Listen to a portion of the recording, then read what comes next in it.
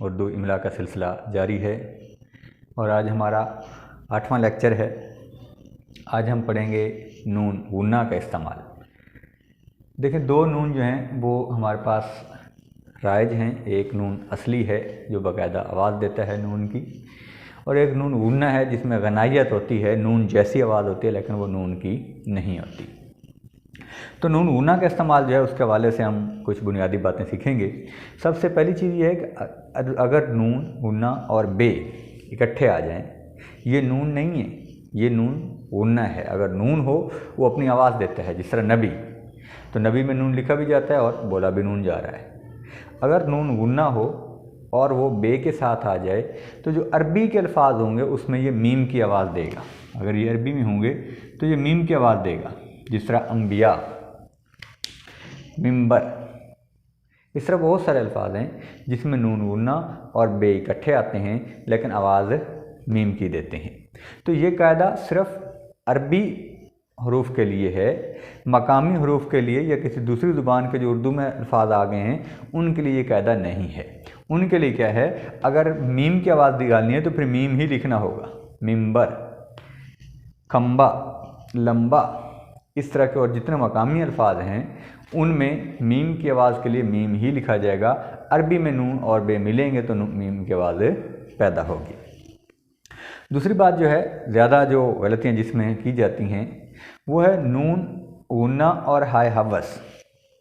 इन दोनों का जो मिलाप है उसमें उर्दू में बहुत ज़्यादा गलतियाँ की जाती हैं इमला के अंदर। तो नून गुन्ना के बारे में आप ये बात ध्यान में रखें कि इससे पहले वाला हर्फ मुतहर्रिक होना चाहिए। नून गुन्ना से पहले वाला हर्फ जो है वो मुतहर्रिक होना चाहिए। नून गुन्ना खुद मुतहर्रिक नहीं आता, वो खुद साकिन इस्तेमाल होता है, तो लाजिम है कि उससे पहले लफ्ज़ मुतहर्रिक हो जो उसको उठाए। मेहंदी, लहंगा, महंगा, ठीक है। अब इसमें देखें, ये सारे के सारे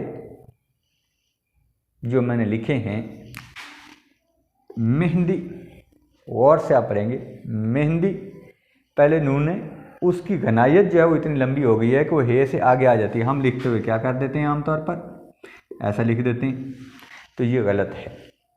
इस तरह लहंगा हम इस तरह से लिखते हैं, ये गलत है। महंगा हम इस तरह से लिखते हैं, ये गलत है। इन सब में नून पहले है।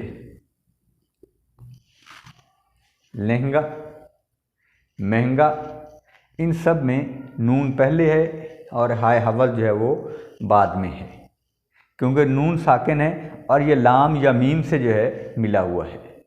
इसी के दूसरे देखें, आप यहाँ पे देखें, पहुँचा, पहुँचा, हे जो है वो साकिन नहीं है, मुतहर्रिक है।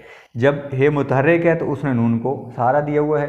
पहुँचा, पहुँचना, बेसिकली लफ्ज़ क्या है, पहुँचना, पहो अलग है, चना अलग है, तो पहुँचना, इसको साकिन किया गया और मुख्तसर जब लिखावट आई तो वो पहुँचना बना। पहुँचना, पहुँचा, तो हे बाकायदा तौर पर मुतहर्रिक आवाज़ दे रही होगी तो वो नून गुन्ना से पहले आएगी। अगर हे की आवाज़ मुतहर्रिक नहीं होगी तो वो फिर नून गुन्ना के बाद आएगी। आगे देखें, बाह, ये नून गुन्ना के साथ है, इसकी जमा बाहें, वो भी नून गुन्ना के साथ आएंगी। बगैर नून गुन्ना के लिखना बाहें, ये दुरुस्त नहीं है। इस तरह से भौंकना, ये नून गुन्ना के साथ है, भौंकना, इसको भौंकना लिखना गलत है। नेक्स्ट देखें, भाप और भांप, ये दोनों अलग अलग हरूफ हैं, ये एक नहीं है। भाप का मतलब जो गैस उठ रही होती है पानी से, उसको भी हम भाप कहते हैं, और भांप का मतलब जान जाना, पहचान जाना, उसने खतरे को भांप लिया। पूछना और पूछना, ये दोनों भी अलग अल्फाज हैं। तो इस चीज़ का भी ध्यान रखना है कि अगर दो अलग अलग अल्फाज हैं तो उनकी लिखावट भी अलग अलग होनी चाहिए।